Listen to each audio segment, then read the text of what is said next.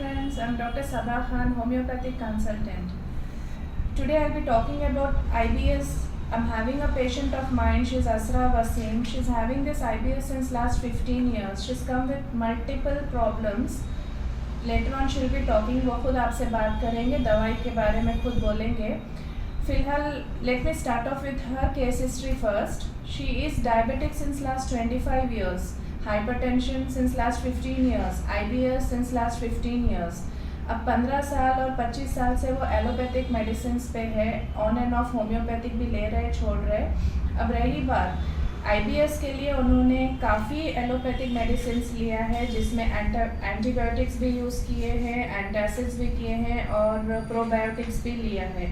But असरा वसीम का खुद कहना है कि she hardly had any difference since last 15 years. And the main symptoms of this disease IBS is like जो असरा वसीम खुद फेस कर रहे थे, it's like she was having a very acute and crampy kind of pain in her lower abdomen. पेट में जो cramps की तरह pen आता था, कभी डायरिया हो जाना, लूज मोशन होना, कभी मोशन हार्ड हो जाना, कभी मोशन के अंदर खून और चिकटाई लगकर आ जाना.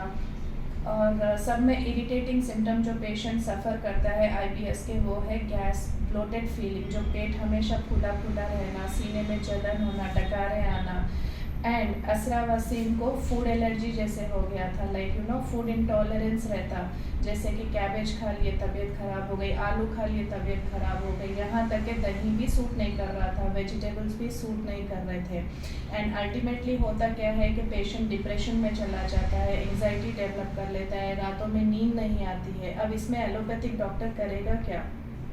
एंटीबायोटिक्स देगा फॉर डायरिया, कॉन्स्टिपेशन के लिए लैक्सेटिव स्टार्ट कर देगा, एंग्जाइटी और डिप्रेशन के लिए उसको है ना, एंड एंग्जाइटी और डिप्रेशन के लिए एक साइकियाट्रिस्ट के पास फॉरवर्ड कर देगा.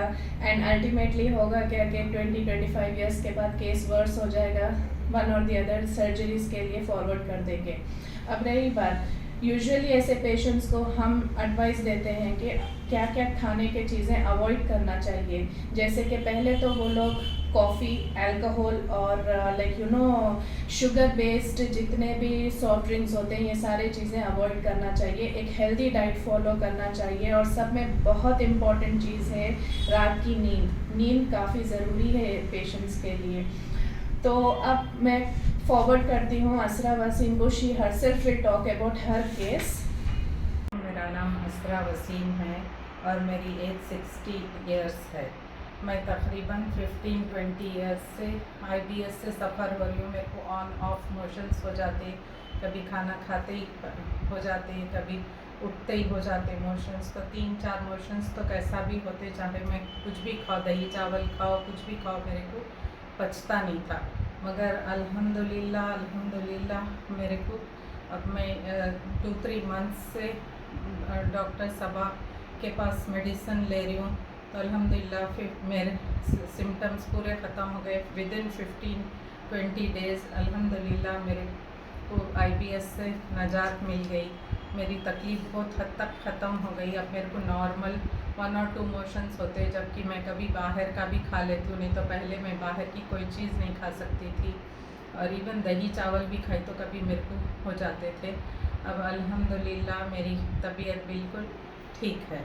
ये आपको कितने साल से था आपको ये प्रॉब्लम IBS का? 15-20 इयर्स से तो भी था मेरे को ये IBS का. इसके लिए ट्रीटमेंट क्या क्या कराए थे? मैं ट्रीटमेंट इसके लिए मैं प्रोबायोटिक्स खाती थी और होम्योपैथी मेडिसिन भी ली थी, मगर मेरे को ऑन ऑफ कभी फ़ायदा होता था, कभी फ़ायदा नहीं होता था. जी जी. तो रोज़ कितने मोशंस होते थे आपको? स्टूल्स कितने बार जाते थे? 3 to 4 टाइम्स हो जाते थे मेरे को मोशंस. अच्छा. अब ये होम्योपैथिक मेरे पास स्टार्ट किया जब से, आपको कैसा फील कर अब रहा है? बिल्कुल नॉर्मल है अल्हम्दुलिल्लाह. मैं कुछ भी खा सकती हूँ, नहीं तो मैं काफ़ी सारी चीज़ों से परहेज़ करना पड़ता था, जैसा बेसन है, मैदा है, ये चीज़ों से मैं, और ग्रीन लीफी वेजिटेबल्स से भी कभी मेरे को हो जाता था, कभी सलाद से भी हो जाता था. अब अल्हम्दुलिल्लाह मैं सब खा सक रही हूँ.